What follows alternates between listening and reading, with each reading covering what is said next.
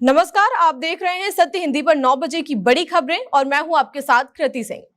राहुल गांधी का दावा, बड़ी आर्थिक सुनामी आ रही, मोदी नहीं रहेंगे प्रधानमंत्री। दिल्ली होटल अग्निकांड के बाद अब बिहार के अस्पताल में लगी भीषण आग।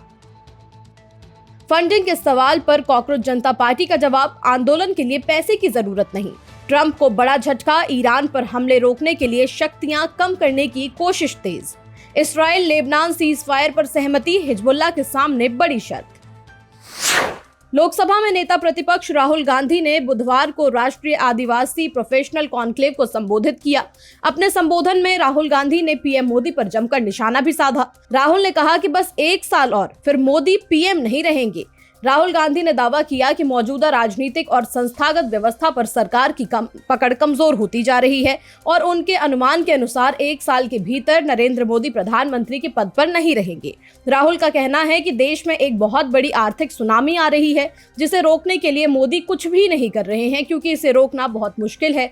राहुल ने आगे कहा कि आपको क्या लगता है, चुनाव आयुक्त को डर नहीं लगेगा कि कल क्या होने वाला है? सिस्टम अंदर से हिल रहा है। मेरे पास सिस्टम के अंदर से पीएम मोदी, केंद्रीय गृह मंत्री अमित शाह, उनके बेटे, मंत्रियों अजीत डोभाल, सबके बारे में जानकारी आती रहती है। अब ये हो सकता है कि जनता के प्रेशर को कम करने के लिए या तो सप्रेस किया जाए या फिर इमरजेंसी जैसी चीजें लागू कर दी जाएं।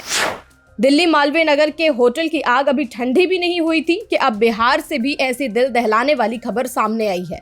बिहार के मुजफ्फरपुर के प्रसाद हॉस्पिटल के आईसीयू वार्ड में गुरुवार तड़के भीषण आग लग गई। इस दर्दनाक हादसे में कई मरीजों की मौत होने की आशंका जताई गई है। हालांकि खबर बनाए जाने तक आधिकारिक आंकड़े नहीं आए हैं। जानकारी के मुताबिक अस्पताल की 5वीं मंजिल पर मौजूद आईसीयू के तड़के करीब 3:30 बजे आग लगी। उस समय वार्ड में कई मरीज भर्ती थे। आग इतनी तेजी से फैली कि मरीजों और अस्पताल कर्मियों को संभालने तक का मौका नहीं मिला। कई मरीजों को सुरक्षित बाहर निकालकर आसपास के अलग अलग अस्पतालों में भर्ती कराया गया। घटना की सूचना मिलते ही अग्निशमन विभाग की कई गाड़ियां मौके पर पहुंची और आग पर काबू पाने के लिए रेस्क्यू ऑपरेशन शुरू किया गया। दिल्ली मालवीय नगर होटल अग्निकांड में कथित तौर पर होटल के मालिक लवकेश बजाज को गिरफ्तार कर लिया गया है। हालांकि लवकेश का कहना है कि यह होटल कोई और चला रहा था। शुरुआती जांच में पता चला है कि जिस इमारत में आग लगी वहां नियमों से कहीं ज्यादा कमरे चलाए जा रहे थे। यही नहीं, इमारत को सिर्फ बेड एंड ब्रेकफास्ट के रूप में मंजूरी मिली थी, लेकिन वहां पीजी और गेस्ट हाउस की तरह संचालन किया जा रहा था। ऑनलाइन बुकिंग प्लेटफॉर्म पर भी 24 कमरे बुकिंग के लिए उपलब्ध बताए जा रहे थे। दिल्ली फायर सर्विस के अधिकारियों के अनुसार इमारत में एक बेसमेंट, ग्राउंड फ्लोर और उसके ऊपर 5 मंजिलें थी। इन खुलासों से साफ है कि बीएनबी के लाइसेंस पर एक पूरा का पूरा होटल चलाया जा रहा था। 6 जून को प्रस्तावित विरोध प्रदर्शन से पहले कॉकरोच जनता पार्टी ने अपनी पहली प्रेस कॉन्फ्रेंस की। इस दौरान पार्टी के मुख्य प्रवक्ता सौरभ दास ने फंडिंग को लेकर उठ रहे सवालों पर खुलकर जवाब दिया और कहा कि उनके आंदोलन को किसी बड़ी आर्थिक मदद की जरूरत नहीं है। प्रेस कॉन्फ्रेंस में जब सौरभ दास से पार्टी की फंडिंग के बारे में पूछा गया तो उन्होंने सवाल के जवाब में ही सवाल कर दिया।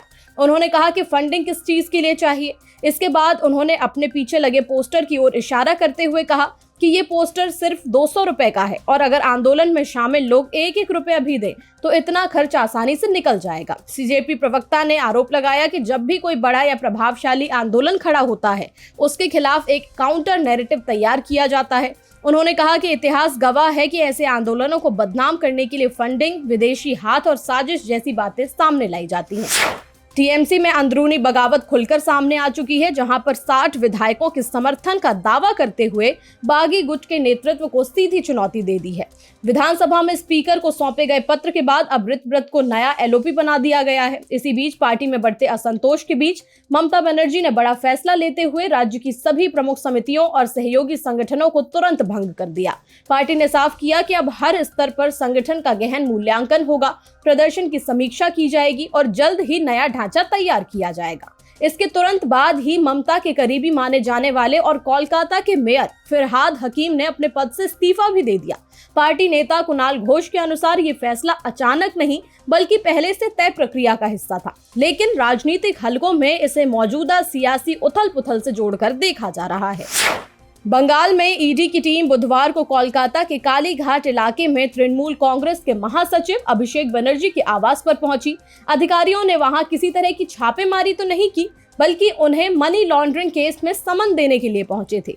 ये मामला कथित प्राथमिक शिक्षक भर्ती घोटाले से जुड़ा हुआ है। ईडी ने अभिषेक बनर्जी को 15 जून को कोलकाता जोनल ऑफिस में पूछताछ के लिए बुलाया है। जानकारी के मुताबिक ये पूरा मामला उस बड़े भर्ती घोटाले की जांच का हिस्सा है जिसमें पहले ही कई बड़े नाम सामने आ चुके हैं। इसी केस में पश्चिम बंगाल के पूर्व शिक्षा मंत्री पार्थ चटर्जी को भी गिरफ्तार किया गया था। हालांकि उन्हें 2025 में सुप्रीम कोर्ट से शर्तों के साथ जमानत भी मिल गई थी।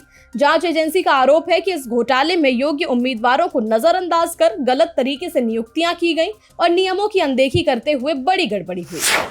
ईरान के खिलाफ जारी सैन्य कार्रवाई को रोकने के लिए अमेरिकी संसद के निचले सदन हाउस ऑफ रिप्रेजेंटेटिव्स ने एक ऐसा प्रस्ताव पास कर दिया है जिसका मकसद राष्ट्रपति डोनाल्ड ट्रंप की युद्ध संबंधी शक्तियों पर लगाम लगाना है।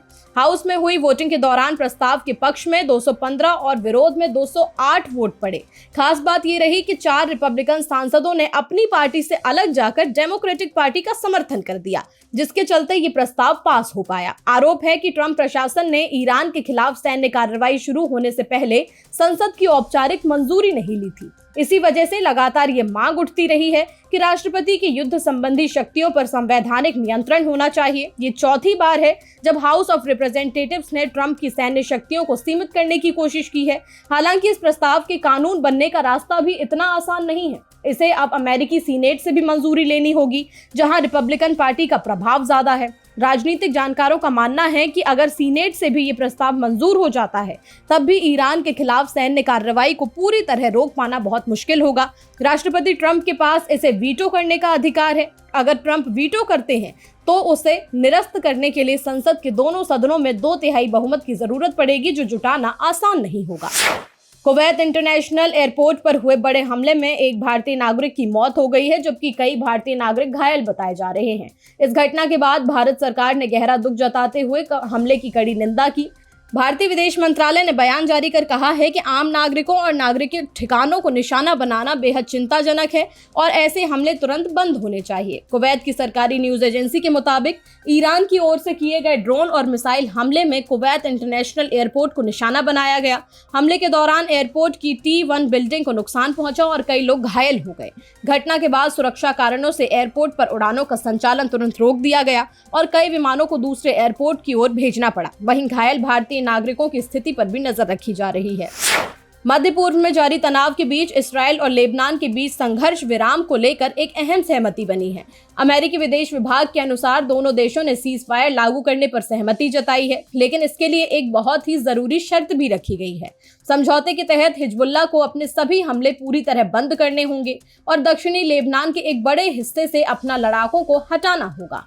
अमेरिकी विदेश विभाग ने कहा है कि सभी संबंधित पक्ष इस बात पर सहमत हैं कि इसराइल और लेबनान के भविष्य से जुड़े फैसले केवल दोनों देशों की संप्रभु सरकारों को ही लेने चाहिए। बयान में यह भी कहा गया है कि किसी भी बाहरी देश या गैर सरकारी सशस्त्र संगठन को लेबनान के भविष्य पर प्रभाव डालने की अनुमति नहीं दी जानी चाहिए।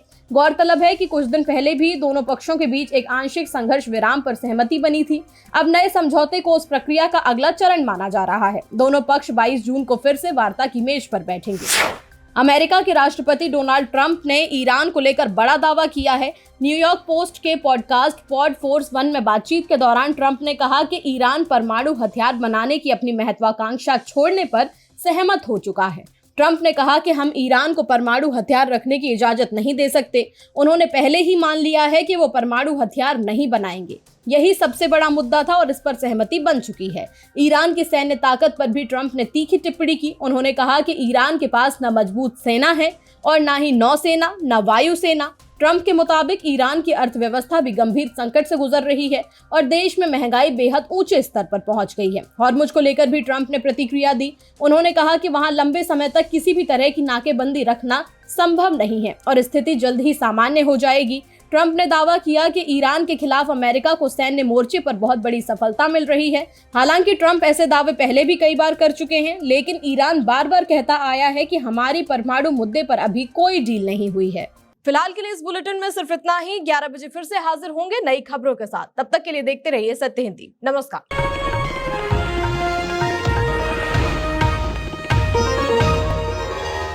Copyright disclaimer under Section 107 of the Copyright Act 1976. Allowance is made for fair use for purposes such as criticism, comment, news reporting, scholarship, and research.